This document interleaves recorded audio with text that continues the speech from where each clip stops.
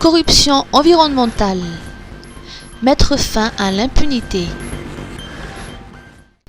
La corruption facilite les exploitations illégales, le trafic de ressources naturelles et d'autres crimes environnementaux, a déclaré Max Fontaine Adeniran, le ministre de l'Environnement et du Développement durable, lors d'une réunion thématique consacrée à l'élaboration de la nouvelle stratégie nationale de lutte contre la corruption. Le ministre a souligné l'importance de mettre un terme à l'impunité. Écoutons ses explications. La corruption environnementale est une plaie, c'est un des plus grands freins à la protection de nos ressources naturelles et à la gestion durable de ces ressources naturelles. La corruption, elle commence dans les plus bas étages. Ça peut être le fait de juste fermer les yeux sur un transport qui amène des tortues jusqu'à des interventions auprès des tribunaux.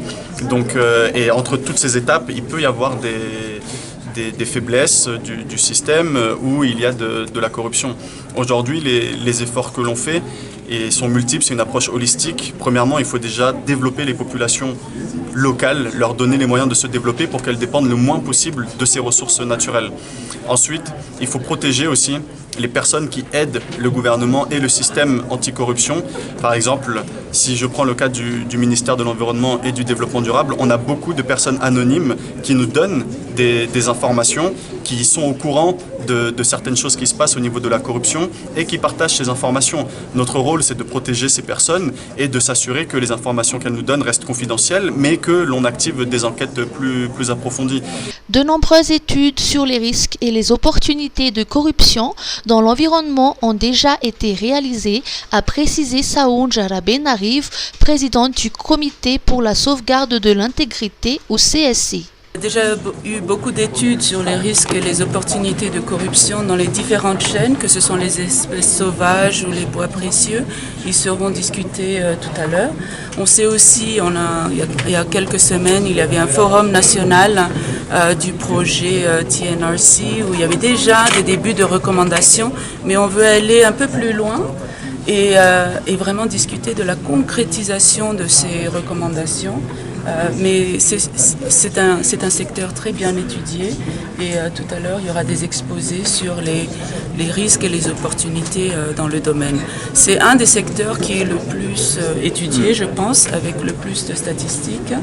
Et comme on disait, effectivement, c'est en partie parce que Madagascar a toute cette biodiversité, mais aussi parce que c'est un trafic carrément transnational, international, qui est en jeu avec des réseaux, comme disait Monsieur le ministre, très organisés, avec des moyens. La nouvelle stratégie nationale de lutte contre la corruption est en cours d'élaboration. Elle sera présentée le 9 décembre à l'occasion de la Journée mondiale de la lutte contre la corruption. Promotion de la vanille. Création de la maison de la vanille à Madagascar. L'ambassade de France à Madagascar et le groupement des exportateurs de vanille de Madagascar ont signé une convention pour la création de la maison de la vanille de Madagascar à la maison Jean Laborde à Indoualou. Ce sera un site vitrine unique offrant aux visiteurs une immersion dans l'univers de la vanille malgache. Elle proposera un espace d'exposition sur les méthodes de culture et de transformation de la vanille. Un programme de conférences, d'ateliers et d'événements culturels permettra de tisser des liens entre la filière vanille et le grand public. En plus de ces espaces de découverte, la Maison de la Vanille de Madagascar offrira un point de vente privilégié où les visiteurs pourront découvrir et acquérir de la vanille de meilleure qualité, des produits à base de vanille ainsi que des épices fines du pays.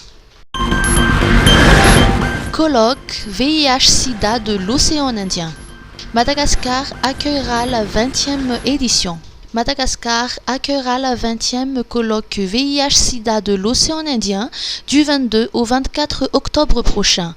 Cette rencontre placée sous le thème de VIH dans l'océan Indien, résilience, collaboration régionale et innovation dans la lutte, ambitionne d'apporter un nouveau souffle dans la lutte contre le VIH-Sida. Ce colloque arrive à point nommé dans la mesure où l'ONU-SIDA a averti en début d'année que les lacunes en matière de prévention sont à l'origine de nouvelles infections dans les pays de l'océan Indien. Pour Madagascar, en particulier, une augmentation de 151% du nombre de nouvelles infections est enregistrée depuis 2010, ainsi qu'une augmentation de 279% des décès liés au sida au cours de la même période, toujours selon l'ONU-SIDA.